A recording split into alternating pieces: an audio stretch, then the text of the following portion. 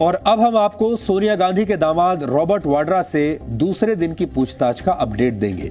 आज रॉबर्ट वाड्रा से लगातार दूसरे दिन ईडी यानी एनफोर्समेंट डायरेक्टरेट ने पूछताछ की। इससे पहले कल भी ईडी ने रॉबर्ट वाड्रा से 5 घंटे तक पूछताछ की थी। आज हुई पूछताछ में ईडी ने रॉबर्ट वाड्रा को एक ईमेल दिखाया और उस ईमेल से जुड़े हुए कुछ सवाल पूछे।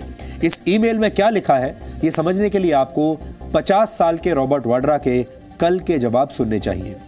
कल जब ईडी ने रॉबर्ट वाड्रा से ये पूछा कि वो आर्म्स डीलर संजय भंडारी को जानते हैं, तो वाड्रा ने साफ इनकार कर दिया और कहा कि मैं उसे नहीं जानता। जबकि लंदन में जिस संपत्ति को लेकर रॉबर्ट वाड्रा से पूछताछ हो रही है, उस संपत्ति को संजय भंडारी ने ही खरीदा था और उस फ्लैट का रेनोवेशन करवाने के बाद उसे बेच दिया था।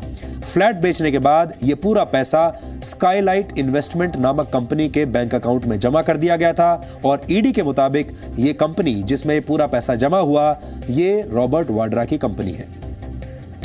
लेकिन इसके बावजूद रॉबर्ट वाड्रा ने ईडी के सामने संजय भंडारी को पहचानने या जानने से इनकार कर दिया। लेकिन आज ईडी ने रॉबर्ट वाड्रा को एक ईमेल दिखाया। सुमित चड्डा नामक एक व्यक्ति ने रॉबर्ट वाड्रा को यह ईमेल भेजा था।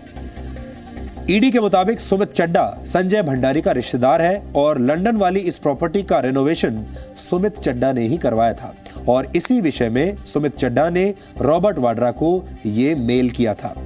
इस ईमेल का रॉबर्ट वाड्रा ने जवाब भी दिया था। अब यह देखिए कि इस ईमेल में लिखा क्या है। यह ईमेल 14 अप्रैल 2010 को सुमित चड्डा ने रॉबर्ट वाड्रा को किया, जिसमें सीसी में संजय भंडारी भी था, यानी इसकी एक कॉपी संजय भंडारी को भी भेजी गई। संजय भंडारी को सीसी में रखा गया। रात को 9:12 पर किए गए इस ईमेल में सुमित चड्डा ने लिखा था, हाय रॉबर्ट, उम्मीद करता हूं कि सब ठीक होगा। क्या इस बारे में कोई अपडेट है कि पैसे कब भेजे जाएंगे? इस बारे में मुझे किसी ने कोई जानकारी नहीं दी है और मैं बड़ा आभारी रहूंगा अगर आप मुझे कोई जानकारी दे पाएं ताकि मैं अपना कैश फ्लो प्लान कर पाऊं।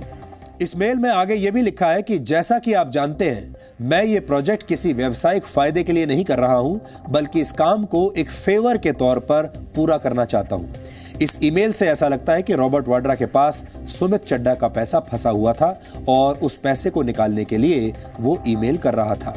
आगे सुमित चड्डा ने इस ईमेल में लिखा है कि उसने इस प्रॉपर्टी के फ्लोर्स, बाथरूम्स और हीटिंग सिस्टम्स के बचे हुए काम भी पूरे कर दिए हैं। सारा सामान खरीद लिया गया है और वुडन फ्लोर्स का काम भी शुरू हो गया है।